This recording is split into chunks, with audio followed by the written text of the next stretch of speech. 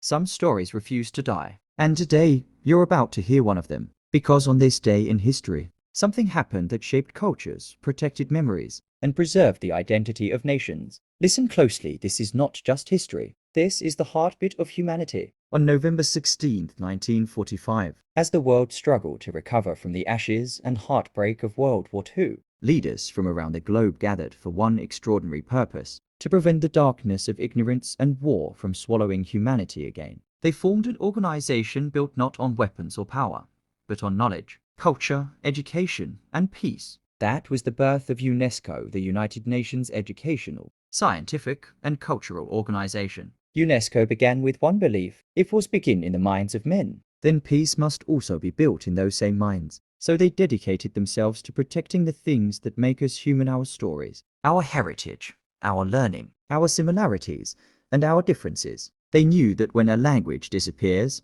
a world disappears. When culture is destroyed, identity collapses. When knowledge is lost, freedom dies. So they fought not with armies, but with education systems, cultural preservation, scientific cooperation, and open dialogue between nations. They worked to protect sacred sites, ancient monuments, and fragile traditions. They defended the rights of children to learn, women to thrive, scientists to innovate, and communities to express themselves without fear. UNESCO stood for every tribe, every tongue, every culture that refused to be erased, from African kingdoms to Asian temples, from Middle Eastern manuscripts to European heritage sites, from indigenous wisdom to modern innovations. UNESCO became the guardian of humanity's collective memory. And even today, every time a historical site is saved, every time a child enters school in a place where education was once impossible, every time a cultural treasure is protected from destruction, UNESCO's mission lives on. This organization wasn't created for politicians. It wasn't created for governments alone.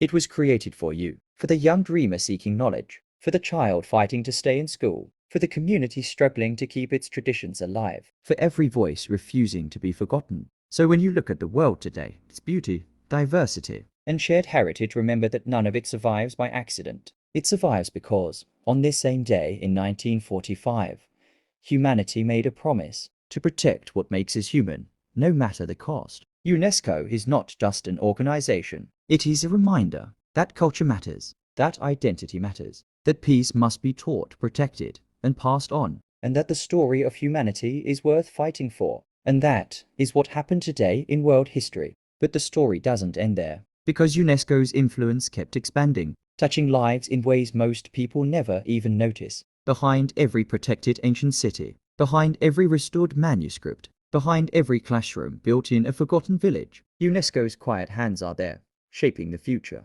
They send teachers to places the world ignores. They help rebuild schools in war zones where children once hid from bullets. They preserve traditions that are at risk of vanishing forever. From sacred dances to ancient weaving patterns, from dying languages to endangered spiritual sites, UNESCO reminds the world that progress isn't real if culture is lost, that education isn't complete unless every child, no matter how poor or remote, can dream with the same hope as the richest child on earth. And every year, as new heritage sites are added and more nations join hands, the message becomes louder. Humanity is strongest when it protects its roots, when knowledge is free, when culture is honored, when voices are not erased by time or conflict. So when you wake up tomorrow and see the world around you, its museums, its monuments, its stories, its schools, remember this: someone fought to protect it. Someone believed it was worth saving. Someone chose peace over destruction. And that is why UNESCO still stands today.